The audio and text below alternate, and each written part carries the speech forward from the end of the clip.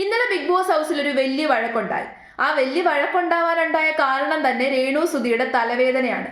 രേണു ഇന്നലെ ആദ്യത്തെ ദിവസം പ്രത്യേകിച്ചൊന്നും തന്നെ ബിഗ് ബോസ് ഹൗസിൽ ചെയ്തില്ല. രേണുവിന് എന്തെങ്കിലും പ്രത്യേകിച്ച് ചെയ്യാനുണ്ട് എന്ന് തോന്നുന്നില്ല. കാരണം നല്ല രീതിയിൽ സംസാരിച്ച് നിൽക്കാനുള്ള കഴിവ് രേണുവിനില്ല, കിടന്ന് അലയ്ക്കാനുള്ള കഴിവ് രേണുവിനുണ്ട്. മാത്രമല്ല, രേണു ഇന്നലെയും ഒന്നും ചെയ്തില്ല. ഒരു നന്മമരം കളിക്കുക അല്ലെങ്കിൽ ഒരു നന്മമരത്തിന്റെ സ്റ്റാൻഡാണ് രേണു ഇപ്പൊ എടുത്തോണ്ടിരിക്കുന്നത്.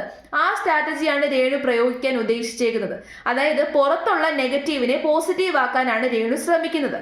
അങ്ങനെ ചെയ്യുന്നത് കൊണ്ട് തന്നെ രേണുവിന് പ്രത്യേകിച്ച് ബിഗ് ബോസ് ഹൗസിൽ ഒന്നും ചെയ്യാനില്ല. അപ്പൊ ഇന്നലെ ഒരു ക്യാമറ സ്പേസും കിട്ടാതിരുന്ന രേണുവിന് ക്യാമറ സ്പേസും ക്യാമറ അറ്റൻഷനും നേടിക്കൊടുക്കുകയാണ് അഭിലാഷ് ചെയ്തത്.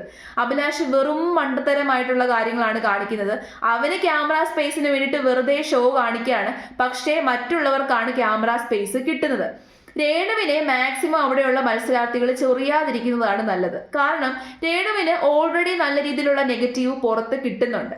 അപ്പം നെഗറ്റീവ് പുറത്ത് കിട്ടിയിരുന്ന ഒരു വ്യക്തിക്ക് പോസിറ്റീവ് ആക്കി അത് ഷിഫ്റ്റ് ആക്കാൻ വലിയ പ്രയാസമൊന്നുമില്ല. കാരണം ഇന്നലെ അഭിലാഷ് രേണുവിനെ വഴക്കുണ്ടാക്കിയപ്പോൾ തന്നെ പബ്ലിക് ഒപ്പീനിയൻ ഷിഫ്റ്റായി. കമന്റ്സുകളിൽ ഞാൻ വായിച്ചതാണ്. പബ്ലിക് പറയുന്നത് രേണുവിനെ മനഃപൂർവ്വം ടാർഗറ്റ് ചെയ്യുന്നുണ്ടോ എന്നൊരു സംശയം. പാവൻ രേണു, അവർക്ക് യഥാർത്ഥത്തിൽ തലവേദനയായിരുന്നു. ഈ രീതിയിൽ പബ്ലിക് ഒപ്പീനിയൻ മാറാൻ അത് സഹായകമായി. അപ്പൊ മറ്റു മത്സരാർത്ഥികള് രേണുവിനെ അധികം ചൊറിയാതിരുന്നു കഴിഞ്ഞാൽ രേണു ഉടനെ തന്നെ പുറത്തു പോകാനുള്ള സാധ്യതയുണ്ട്.